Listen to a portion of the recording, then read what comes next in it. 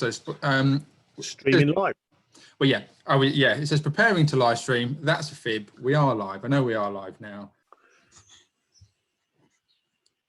It's a warm and sunny day. I've had to get my water. I'll put it in my lovely parkrun flask. There we go. Excellent. And I can look at the chat. So you are asking to look through windows. You should be able to see your window. If you've got a YouTube window open, just make sure whoops, mute that, and then you'll be able to see do comments. It's not up there yet, is it? Oh, well. Let's not worry about that for now. Okay. Hopefully. Well, I've got us live. 8 watching, straight in. Started streaming 1 minute ago. There we are. Dave Salby Williams says hello. Emma Shaw says hello. Hello. Sebastian says hello, everybody. And hello. Yeah, we do have Sebastian. So Rachel Bentley, Callum Burrell. Hello, everybody. Welcome. Hope you're all doing well on VE Day. Excellent. Welcome, welcome, welcome. And don't forget, Martin Kaplan, don't forget to say hello to Sebi. I did ask Stephen politely, could he bring Sebi in for us? He has. We do have, I've basically diametrically opposed. So if I had a full head of hair and shaven, and then you've got your bald head, and you'd have had a little puppy dog, and I'd have had a white cat, we could have had.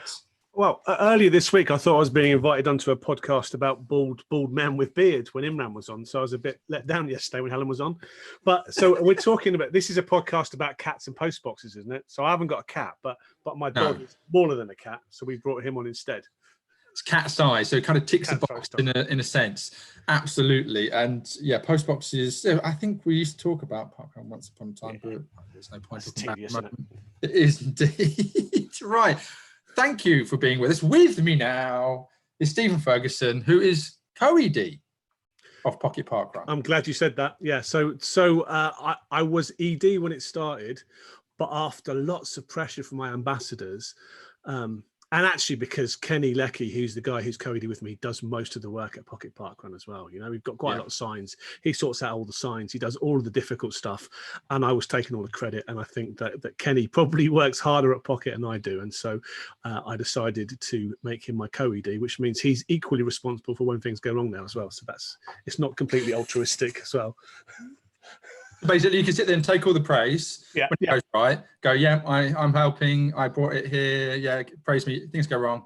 You can delegate it out to Kenny. So yeah, I did. I took his name down. I wanted to make sure that we mentioned him because I thought, hang on. I sometimes do that. I say ED and I don't double check if there is co-ED. And sometimes the information is online and he's there with you. I thought, yeah, make sure that we give him the right credit for that. So other information. So people will be wondering, where is Pocket Parkrun? Because of course, as a naming convention, it's a little bit different. Isn't it? It's in St Neots. St Neots is about 15 miles west of Cambridge. It's the biggest town in Cambridgeshire, so its population is about 45,000 people. In the county of where? Sorry. Cambridgeshire. Sorry. Thank you very much. It's only the biggest town though, because obviously Peterborough and Cambridge, but those are cities and they don't count as well. So it's a fairly big market town. And when we started the parkrun, originally we were going to call it St Neots Parkrun, but I had an idea because I love like Valentine's and Conkers and Gunpowder and all those stupid parkrun names from the early days. And so I wanted to have one of those. And I thought at the time it was going to be controversial with HQ when I decided to call it Pocket. But Joe Sitting Hewitt loved it, and I'm glad we did as well, because I like a bit of mystery, you know. St Neots would have been interesting, but not as interesting as Pocket. So. No. And it is in Pocket Park, isn't it, by rights? Yeah. Most of it's in Pocket Park, yeah. By rights, it should be Pocket Parkrun St Neots, is that right? right? Barford Road Pocket Park, but, you know, it wouldn't have looked good in the T-shirt, so. No. We know where it is. It's famous enough now.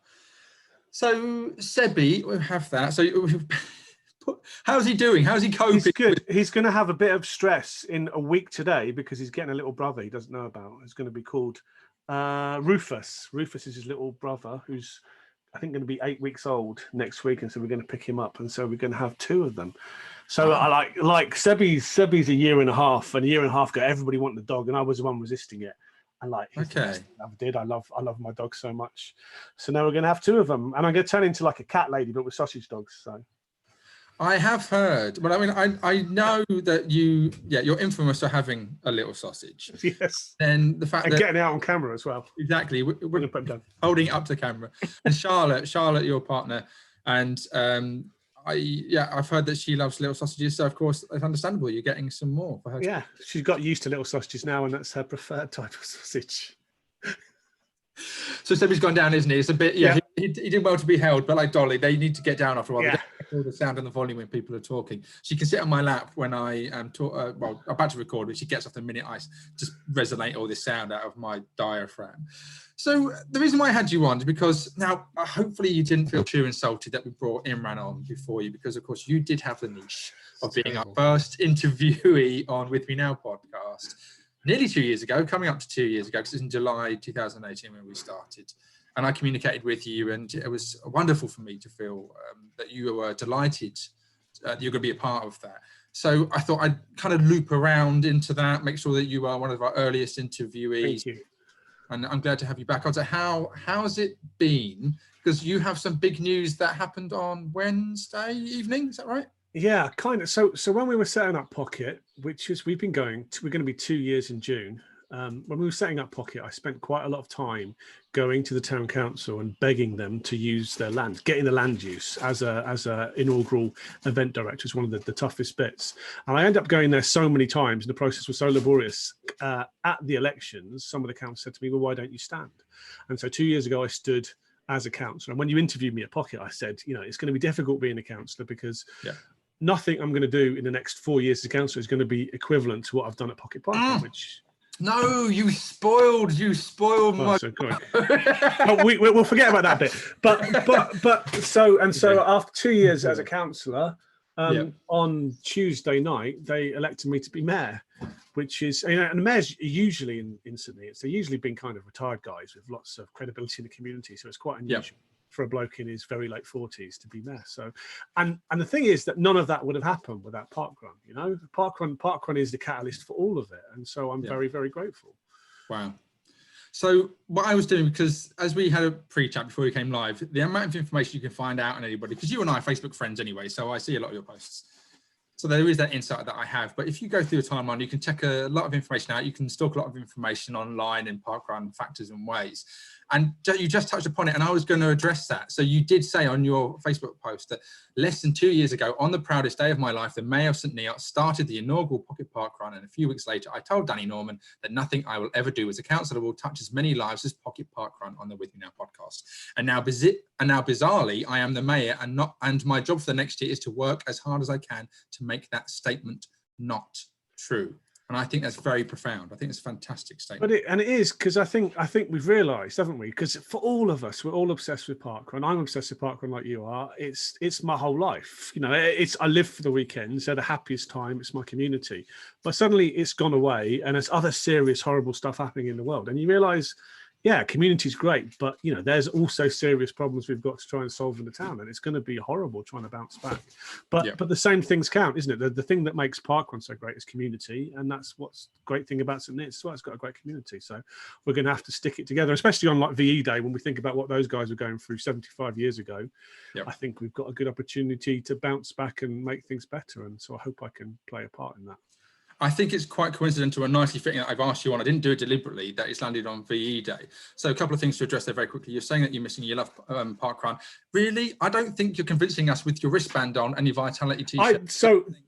I put the wristband on because we can't have council meetings at the moment, but we have Zoom meetings for the council meetings, and I kind of put my wristband on for the mayor thing because I was representing. I haven't taken it off since. I did ordered one of the special ones with bearded attention seeker on it.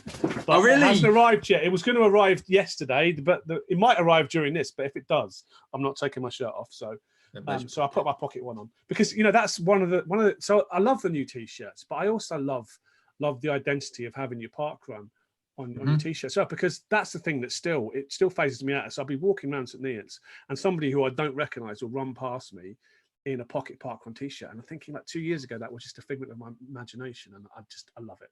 It's my favorite thing. It never stops being special.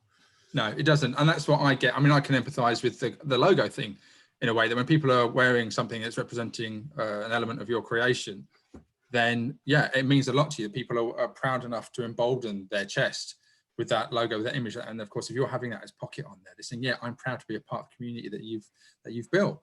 And so it's amazing. And you said about the VE Day thing as well. So yeah, I thought it'd be great to bring you on, but it's nice that you landed because of course it's all, again, the community. You have to protect community. So I saw some photographs earlier from the Blitz and toward the end of the war where people were all gathered in together, Aldwych tube station. Yeah, I saw the same photos. In bunkers, in bunkers and everything.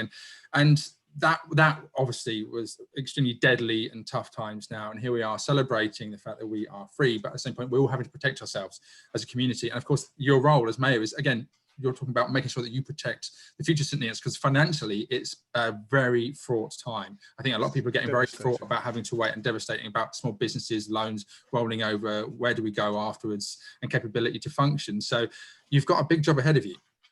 Yeah, no, I really do. And I think parkrun plays a part of that, because I think, you know, I want people to realise that St Neots is a lovely town on the river. I mean, when you turned up in the car, we went to the cafe, talked, and we all went home afterwards. But, you know, I want people to come to St Neots, experience the river. It's a beautiful market town with lots of lovely facilities. And I think, you know, in terms of bringing money back into town, I think that plays an important role. But I can't imagine what the full consequences of this are going to be. I don't think any of us can at the moment. It's not just about the virus; it's about the economic impact. So, absolutely. Yeah, I absolutely agree. Well, fingers crossed for that. And yeah, I'm sure. Hopefully, it'll be all okay. And there's enough money out there. And things are better than they were after the war as well. I think so. I think we've got a much better chance of. They managed it, so I'm sure so can we. Yeah, I'd like to think that attitudes will change for the better as well, that people's responses to things, and like I said, attitudes should change. I hope I'm not being too cynical. Right, so moving on to more lighter parkrun stuff as well. So stats, people are always proud of stats. Shall we do your stats, or shall we have a look at the comments? I'm torn because I want to look I don't know. Because we said beforehand, you're going to have some sort of comments sent your way from your parochial lot. Joel. Yeah. Is Joel on? Shall we have a look? Where's the comments? Let's have a look. Where's the comments? Let's have a look. People are congratulating you, Angela Coach, Callum Burrell, on becoming mayor. People are making little sausage jokes. Of course they are. People talking about the post boxes. Okay, thanks for letting us know in the chat regarding that. Lots of hellos about the doggies. Let's have a look at some more comments. Joel, I don't know if Joel's here or not. Maybe I'm delayed on the chat. Maybe the comments aren't coming through. Joel got me. Joel's only done like, he just got his 50 shirt at Pocket last year, and like Joel was the person that got me into parkrun. I was doing Couch to 5K, and he said, and back, you've probably got the stats. I can't remember what it was now. When did I start running?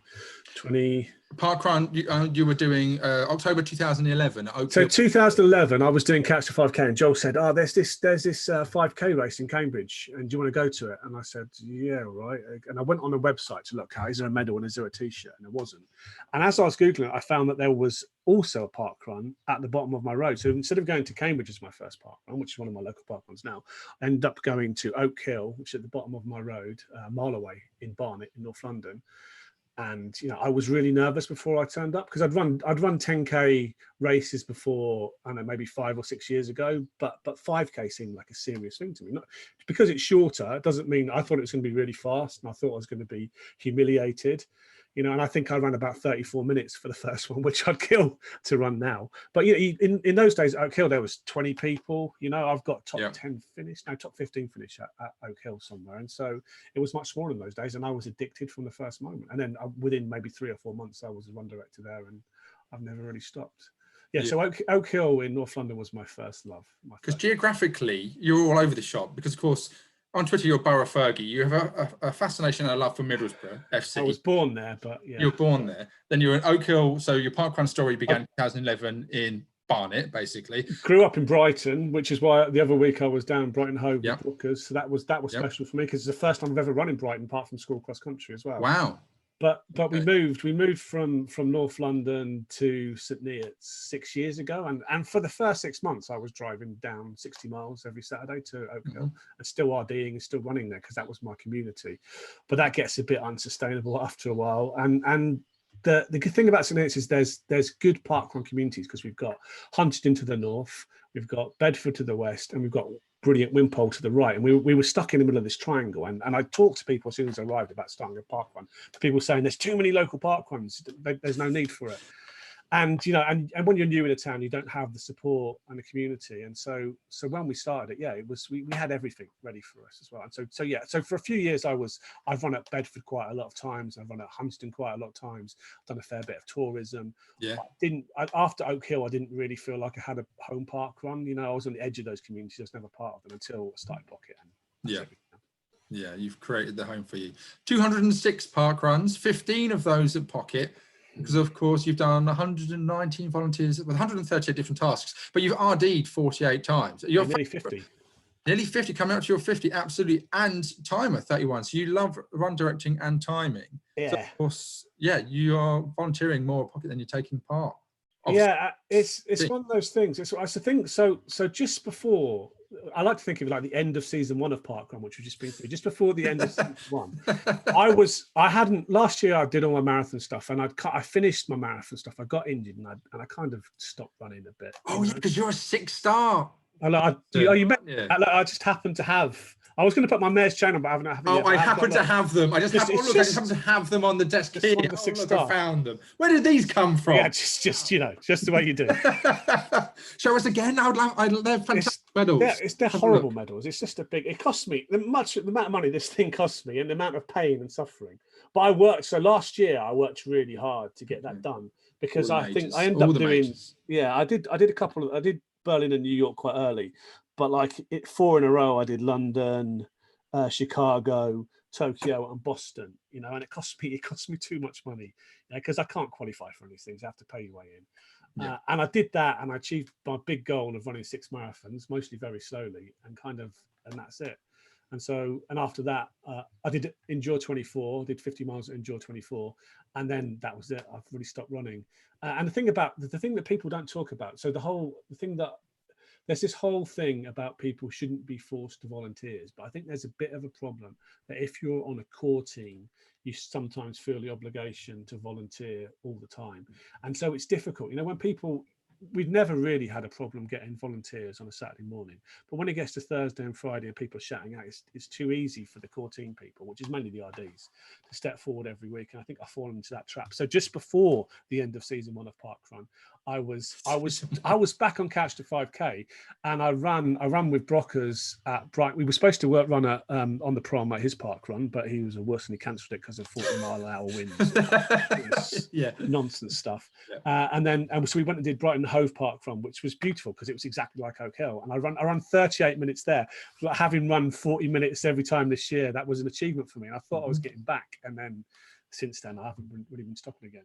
I haven't been running again properly, so I need to get back onto that as well. Yeah, because the choice is, if you've got one exercise a day, I can go and walk my dog for 3 miles, or I can go running, and walking the dog seems more attractive at the moment. You know? Yeah, I'm doing far more walking. Yeah, I empathise entirely about the walking side of things. Walking is far more attractive, and discovering local communal green spaces nearby we haven't quite been through before. And post boxes, apparently. And post box. Are you involving yourself in the post box? I live on the edge of like 20 miles of fields that go to Cambridge, and so when we go walking through the fields, and so I don't see many post boxes. No. So I haven't done that one yet.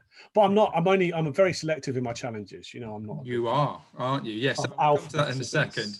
Yeah, we'll come to that. We'll skirt over your opinions on certain things regarding your challenges, but we'll come to one that is definitely up your strata in 1 second. Just a couple of comments that have come in. Rachel Bentley, is that a new apricot t-shirt? Yep, we had it says Pocket on there. I think these comments are coming through very slowly and behind. I don't know what's happening, but Martin Kaplan, you'd expect it to be kind of short so it fits in your pocket. Reminds me of having a pocket parkrun to take with you, 5K of string. I don't know what Martin's on about. I'll have to read that later with greater context. Stu Runs, who says Pocket Parkrun must be the cutest parkrun name. There you go. And Wales will allow more than 1 exercise a day from Monday, says Elizabeth Shazam. So if you want to pop over to Wales or go and reside there. I'm looking forward to that, because I'm going to start Couch to 5K, because it's difficult having run marathons. Starting to do Couch to 5K, it feels a bit embarrassing, but I've just you have to let go of your pride and just enjoy it for what it is, because it does really work, and going out and doing anything is better than doing nothing. So yeah, I want to because the other thing is, after doing all the 6 marathons, saying I was going to retire, I accidentally got a place in London Marathon. And now that I'm mayor, I'm supposed to raise a lot of money for charity. And I don't really like people raising money for marathon running, but these two things together, as my final marathon, I'm going to try and run London as mayor. Yeah. So I've got about a year to start training, and Yeah, and that's what I'm going to try and do next year. Okay, fair enough. So, parkrun bingo. This is the challenge. The challenge that I wanted to talk about. Now, you have done analysis that caused ripples throughout the tourist community because, of course, we have discovered people who had taken the longest to complete it, Franz Werndl, and now it's Roy Reader. You've done loads of analysis on it. You've done your blog post. And of course, you said what is expected time. I think it's around the 280 mark. And some people have done it very quickly. And some people have had question marks hanging over how quickly they've done it. There's also that feeling about, how legitimate some of those early people are. So I've been doing some more work on that. And I've worked out that I think the lowest number that anybody's done it on is 106. Yeah, and it's difficult, isn't it? Because I don't want to start pointing fingers at people. And we make this joke about cheating. It doesn't really matter. It's a stupid game. Yeah, it's a joke between ourselves. Nobody really cares if you want to do it. You know, that's what you're going to do. Yeah.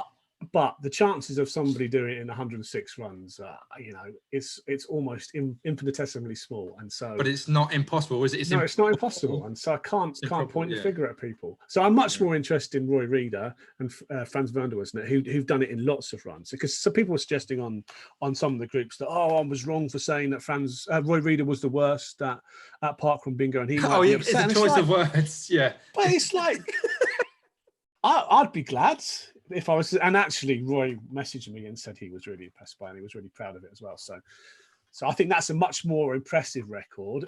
Neither of them are actually impressive because it's just chance, which I think we've shown. But I think Roy and Franz doing it in lots of runs is something I'd rather be those guys than 106 guys, I think. It makes it exciting. If you complete a task and you're after it and you do it too quickly, you need to have those dangled carrots. You want that progression because, of course, if you're going to continue doing parkrun, you want something to aim for. It's a little bit like wanting to buy something. Once you've bought something and you have it, what do you go for next? You would desire something, and that chase, that focus to get that is more exciting. The journey toward it rather than just ultimately achieving it. Because, of course, again, I've been watching Michael Jordan's documentaries and everything. You say that once people have done their stuff, you sit back and they're like, what do I do now? Once you've hit that pinnacle. And a little bit like with the bingo, it's like Roy is going to be excited every time he runs because, of course, has he done it? Has he done it or not? And of course, that's a life lesson in the language side of things, isn't it? About the worst, how people will misinterpret your intentions with your language and immediately think that you're trying to insult somebody, whereas you don't mean it as being a terrible semantic of that. You're basically, the connotation is that he's just naturally not done it. But of course, people tend to want to be offended quite quickly, don't they, online? Yeah. So I've used the lockdown to run some more calculations and look at some of the actual performances, because the blog I did before was all theoretical, and I'm going to try and demonstrate in the next few weeks maybe whether or not the theory is true, and also look at some of the history as well, looking at how the records of parkrun bingo have progressed. So we'll see how that goes. So we've got another blog due to come. That's going to drop at some point. Yeah. Just have to choose. Well, I was saying to you earlier, I have to choose when. I want to use it when people are really engaged with parkrun, so a few people look at it. Yeah. Because obviously it's all about my ego, you know. That's how you get to be a bearded attention seeker. Is there anything that you may have discovered which is quite interesting that you think will be a focal point in there amongst your research? Is there something which you think, oh, I didn't think that was the case, or that's quite interesting? I think it's no is the answer. I think it pretty much confirms with kind what you thought. I was right. So the controversial thing about that original blog was people saying, oh, but the second part of my number is not random. Yeah, and so the point in this blog is showing that actually it is random, with very few exceptions. Yeah, because it's difficult for me to imagine that it's not, because as a timekeeper, regular timekeeper in ED, you know that our timekeeping at parkrun isn't very accurate. It never is. It's not accurate within a few seconds, especially if you're a tourist, or even if you're not a tourist, the conditions change, the courses change, and there's so many different randomizing factors. I think that's the big thing about it. So we'll have to see when we release it. I think I'll try and have a few tidbits in there. I know who the first ever bingo winner was. I thought it might be you, Danny, but it's not. No, it's not. Oh, you're going to keep that? I'm going to keep that as a secret. I had a look. I think you might be in the top 10, but you're not. Wow. I was hoping, because you get more publicity if you get Danny Norman in it usually. So I will share it. I'm sure I don't even need to share it. That will just ripple out throughout the tourist community and beyond. So you don't need me to give you any additional assistance in that sense. It certainly has it piqued so many people's interest. But you're not going to give us an exclusive as to who the first person was? No. You can probably guess, to be honest. But let's. By rights, it would be Darren. It would be Darren Wood by rights, but I'm not sure anything otherwise. That's my exclusive gun if I admit to that. Okay. So let's. Okay. All right. Moving on. We'll keep that. We'll park that for another day. I wanted to touch upon your newfound love of Pokemon. So, of course, with the post boxes and the Pokemon thing, I've got a friend request from you, and there's a photograph of Sebi and you and Charmander the other day. So, what on earth brought you into that? So when Pokemon Go first came out, and I was working in London, I played it fairly obsessively for a few months. But then, like most people, you get bored of it. But now suddenly, my son Christopher, who's 18 as well, hasn't had a phone for ages. I paid to fix his phone. He scabbed the money off me, and suddenly we're out on a long walk together, and he starts playing Pokemon. I thought, I've still got that on my phone, and so I started looking and hatching eggs, which I'd actually found like in Hawaii, I think 3 years ago or something, and that's just something to do while you're walking, isn't it? It's quite fun. Active Sync, Active Sync allows you to do it. The phone could be in your pocket while you're walking along, and it'll do that. So it's fun just getting into that again. I don't know the names of half the Pokemon. I'm like asking Chris for advice like an old man. And there's not many mayors that play Pokemon Go as well. That's what I'm thinking as well. There are many political leaders. There was a political leader, and I think one of the I can't remember who it was. She was meant to be sat in a meeting, and she was playing Pokemon. They took photographs, and she was not paying attention to it. So you'll be surprised. It's not for kids. The community, as you will realise, is it's exactly the same as parkrun, isn't it? With meetups and talking, and I'm sure that how many Pokemon I saw on your stats, you've caught about 125,000 Pokemon. Like that's a lot of finger flicks, isn't it? You must have RSI. I don't want to admit too much because, of course, it will show how much I've played every day since it came out in the UK for nearly 4 years. And I am level 40 4 times over, about 81, 82 million. But I'm not the keenest. There are some real keenos in the community as people who don't understand it. It's sort of a lot of language. And what are you on about? But again, it's like with parkrun lexicon. It's about getting out and about, finding things, discovering, learning about the intricacies. Because like with parkrun, you can go and run. With bingo, it adds another layer. With Pokemon, there's things to do with the history of the stops, there's the cells that happen, the S2 cells that the maps are using to map the globe and everything. The in-depth, the nature and the language and the programming behind it is quite interesting. It's exactly the same as Pokemon. It's community activity with loads of gamification on top of it as well. Yeah, it's like post boxes. Again, it's not just a place where you go and put your letter through. If you look into the post box itself, that individual one may be steeped in history. So it's diving into everything, has a deeper layer amongst it all. And I think, of course, immediately people think Pikachu and all that kind of stuff, but no, there's more to it. It's not just about the catching things. And of course, you can spend quality time with your son doing it. That's the greatest thing as well. Same with parkrun, you can go and take part with your family. So comments. Let's have a look at some of the comments. Rachel Bentley, love this. We'll look forward to the research. It took me a long time to complete my parkrun bingo. Karen Spackman loves a good stats chat. What is Stephen's blog called? Oh, it's called the Maths of Parkrun Bingo, the original one. It's been read, I don't know, a few thousand times. So it did quite well the first time. Where do you host it? It's on Medium, but if you Google Maths and Parkrun Bingo, it'll come up in Google for sure. Yeah, you do love your blogs and analysis because I had a hypothesis that you destroyed about Kipchoge's being his first sub-2 attempt in the marathon, having the drafting from the Tesla, and you put that to bed quite conclusively. Yeah, that's part of my job. Actually, writing mildly amusing blogs is what I do for a living. And actually, here's my little trophy shelf. But look, this is one of my special things. Elliot Kipchoge's bottle from the London Marathon, which cost me a lot of money on eBay. And actually, inside it, don't tell Charlotte this, but inside it, there's still some money. Water in that. No, water. It's disgusting. I could it might have EPO and stuff in it, but I'd probably catch Legionnaire's disease if I drank it. So that would be interesting to see if you did horrible analysis as to what was inside there. Yeah, you never know. You could completely take his record away by accident. So, okay, I will not tell anybody how much. But that's from the actual sub-2 run. Is that right? No. That's from the London Marathon that he did. Oh, for the marathon. Yeah.